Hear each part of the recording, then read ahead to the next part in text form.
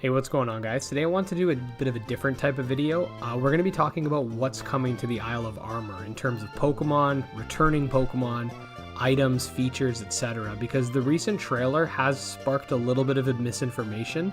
I guess some people thought that the birds were coming, but they're not, and the Regis and stuff. Like, some people didn't realize that those are coming to the Crown Tundra. So I wanted to go over everything that's coming into it, and then we'll talk about it a bit and sort of speculate on how the meta might change and stuff like that. Basically, I have this page here on Cerebi, and I also have something that Misura on my Discord was nice enough to compile for me. So between those, we basically have everything that we know. This video is unscripted, so I'm sorry if I stutter and stuff. Let's start with the Pokemon, though. So the only two new Pokemon coming are Kubfu and Urshifu, so the Regis are not coming this time around.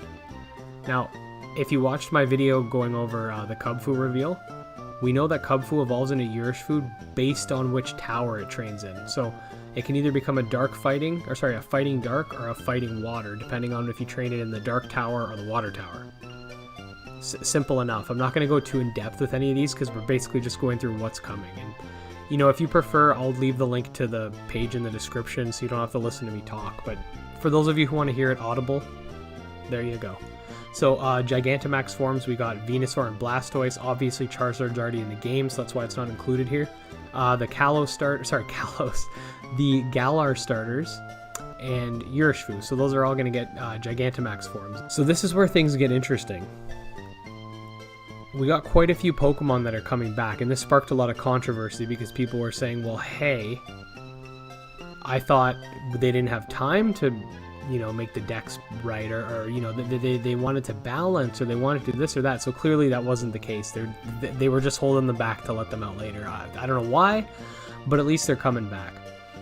So we got Psyduck and Golduck. That's not going to affect the meta. I doubt it. The Poliwhirl line, you know, they're not very competitive. They haven't been really competitive. And when I talk about the meta, I'm talking about singles, by the way. I'm not a VGC guy. Slowbro, yes. Slowbro, so we'll talk about Slowbro in a minute because the Galarian form of Slowbro is coming. And for those of you who don't know, the Galarian form's a water poison type. So it's going to be different, but Slowbro in general is it's a good Pokemon. So Magnemite, Magneton, and by extension, Magnezone will be coming back. So, you know, you got the Magnet pull there. Execute Executor.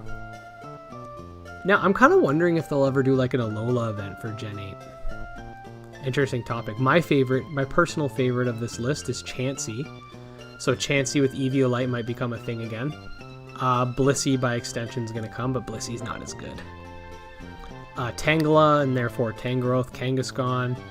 Tangrowth's okay. Like, it's bulky, but I don't think it's going to be a meta changer. Kangaskhan doesn't have his Mega, so he's not doing much. Horsey, Seadra, by extension Kingdra. Starmie's good. Scyther, Scizor. Tauros, Marill, Azumarill, Politoed. Skarmory, that's another one I'm glad to see back. You know, if you don't want to run the old Eviolite, you can run the old school Skarm Bliss combo from Gen 4. You got the Whismur line, Azurill, the Shinx line, Happiny, obviously. We talked about these. The Sandile line, the Zorua line, Emolga, no one really cares. The Mienfoo line, again, not really meta relevant. Druddigon, Bouffalant, Volcarona, interesting. So Volcarona's coming back, but see, the thing is, if Hidden Power doesn't come back, some of these Pokemon are going to lose certain usage. Like Volcarona, at least back in Gen 6, did pretty well with that Hidden Power. Talonflame's back, but, you know, Gale Wings was nerfed to shit, so it's not that good anymore. Dragalge's coming back. Dedenne, but it sucks. Lycanroc, I think the main meta threats, and I'm sorry if this video is a little bit listy, but I just want to make sure everybody knows exactly who's coming. But I think the main, like, sort of meta threats are going to be perhaps Slowbro, depending on how its Galarian form is. I'm not sure if you'll be able to get the regular form. Obviously Blissey and Chauncey. I'll have to double check if you can even get Eviolite in Gen 8, because I can't even remember. Okay, I just checked. Yeah, you can. So Eviolite Chauncey is going to be interesting. Blissey's still usable. I just prefer Eviolite Chauncey. Starmie might be able to do some stuff. Like, Starmie's not a bad Pokemon. It's pretty fast. It's a little fragile, but it's not bad. Scizor is another meta-relevant one, depending on its moves. Skarmory.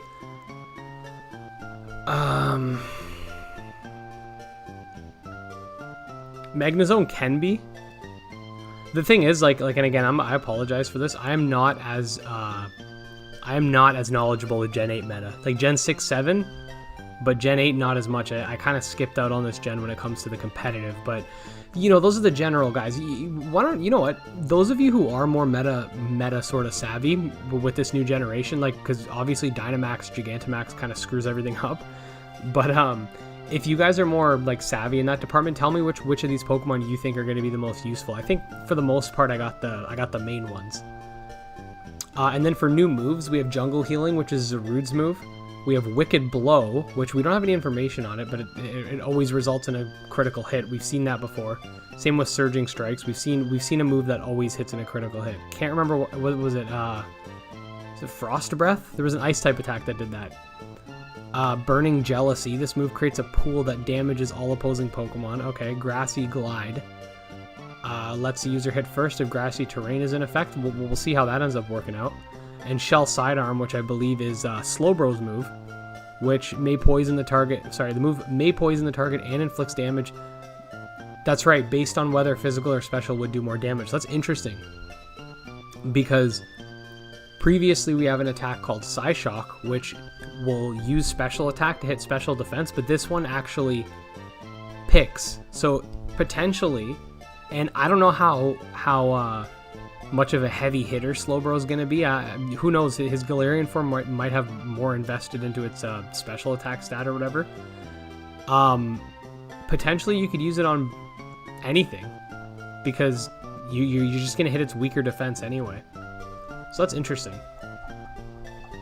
In terms of some features here, I'm actually going to move over to the list that Misera sent me. So again, thanks to you, Misera. You're amazing.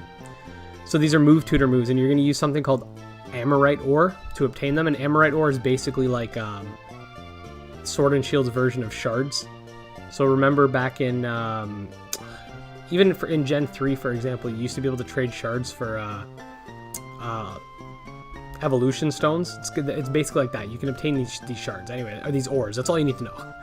There's some new attacks. We don't really have any information on most of them. Misera, again, was great enough to pick the ones that we do, but we have Expanding Force, Steel Roller, Scale Shot, Meteor Beam, Misty Explosion, Grassy Glide, which we talked about, Rising Voltage, Terrain Pulse, Skitter Smack, Burning Jealousy, Lash Out, Poltergeist, Corrosive Gas, Coaching, Flip Turn, Triple Axle, Dual Wing Beat, and Scorching Sands. So that's interesting, to say the least. We don't really know anything about them. I went over these in one of our Monster Tamer news segments, by the way.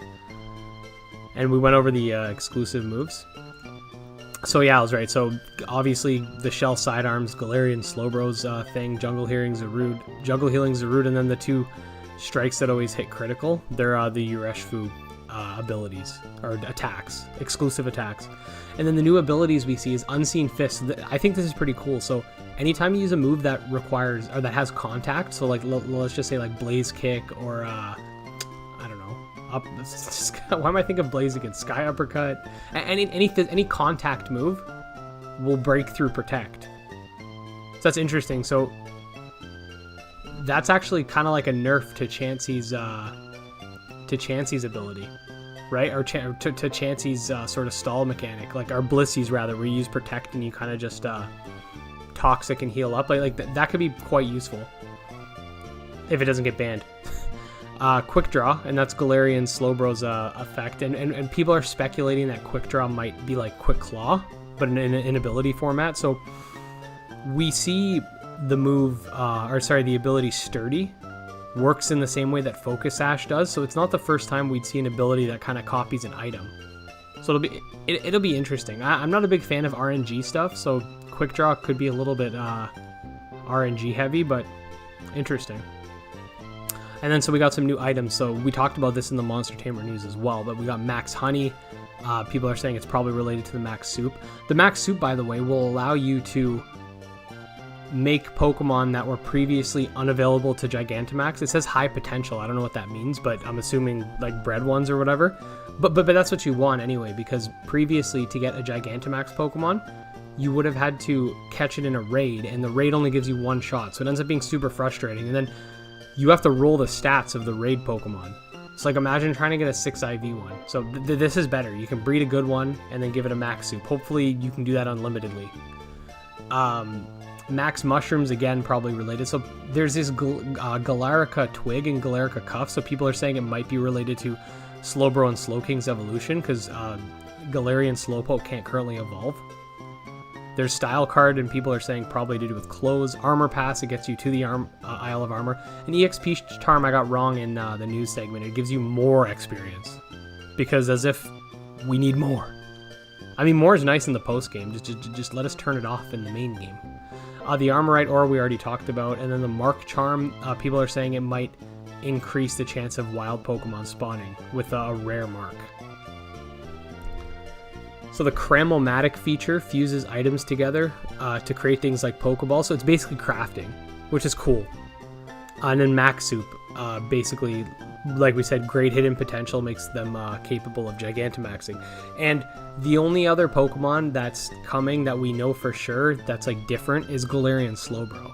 So no birds, no Regis, like I said. But yeah, guys, like I said, this is just information you could get yourself online, but some people prefer it being audibly spoken to them. Some people don't want to sit there and read everything. So I just thought I'd give my 2 cents. The Isle of Armor looks pretty decent. To me, I don't expect it to be that much, to be honest. I'm not getting my hopes up. I've been a little tainted by Sword and Shield. I'm not gonna sit here and pretend like I enjoyed the game. I really didn't. It does look promising. It looks like they put more effort into this than they did a lot of the game, in my opinion. But I do see this functioning, and again, I can't say for sure, but this to me just seems like the equivalent to a post game, like a regular Pokemon games like Battle Frontier, or I wouldn't even say the Battle Frontier because it looks to have less stuff to do than the Battle Frontier, to be honest. But like you know, in Sinnoh they had those 3 islands. There was the I forget what they're called, the battle area, the resort area. Like that's what this seems like to me. That sort of place where you can just sort of spend your time in the post game. It almost felt like Sword and Shield didn't have a post game, so this is kind of it. And then I feel like the real DLC is going to be the Crown Tundra, where they're going to have a lot more stuff to do other than that. But then the Crown Tundra kind of feels like, for example, in to a lesser extent, in a lot of games, like you'll have all those extra caves and stuff where there's all this stuff hidden. We didn't really have that in Sword and Shield, so I don't know. We're going to have to see how it plays out. Like, I'm very skeptical going in, but I'm going to come in with an open mind, and I'll be honest if I enjoy it or not. I'm not going to pretend I did or pretend I didn't. You guys know me by now. I don't play around with that stuff. I'm honest. So, but anyways, guys, if you enjoyed the video, make sure to like, subscribe, follow me on Twitter at GymLeaderEd. Check out our subscriber Discord, and for those of you who like more scripted videos, they're coming. Monster Tamer news is tomorrow. So I appreciate you guys watching. Until next time, peace.